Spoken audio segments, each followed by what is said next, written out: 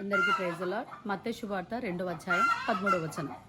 వారు వెళ్ళిన పిదప ప్రభుదూత యోసేపునకు కలలో కనిపించి, శిశు చంపుటకు హెరోదు వెతుకబోచున్నాడు, కావున నీవు లేచి బిడ్డను తల్లిని తీసుకొని ఐగుప్తుకు పారిపోము.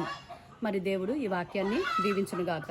మరి క్రీస్తు శవం అంటే హెరోదుకి అయిష్ట భయం, అంటే క్రీస్తు అనగా ద్వేషము, పగ, కోపం, ఇవన్నీ యేసు క్రీస్తు అని పేరు తీస్తేనే ఎక్కడ చూసినా కూడా చూడండి, మరి ఎందైతే సేవకులను చంపుతూ ఉన్నారు, హత్యలు చేస్తూ ఉన్నారు, మరి అలాగనే జీవ గ్రంథాన్ని కాల్చేయడము, అలాగనే హెరోదు మరి మనలో ఉన్నాడని దైవ బలము అనగా అపాయాలు, ఇబ్బందులు, సమస్యలను, కష్టాలను వచ్చినప్పుడు క్రీస్తు అనే దైవ బలము జయించడానికి మనకు ఇస్తున్నది. కాబట్టి బయట అల్లకల్లోలం చేస్తూ ఉన్నారు.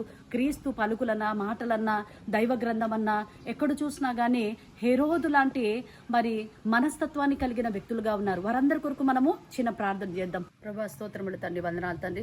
హెరోదు లాంటి మనుషులు, మనస్తత్వాలు కలిగిన వారి కొరకు ప్రత్యేకమైన ప్రార్థన చేస్తున్నాను. దేవాలయాలు నాశనం చేస్తూ ఉన్నారు ప్రభా, మరి అలాగనే దైవ గ్రంథము కూడా కాల్చి వేస్తూ ఉన్నారు.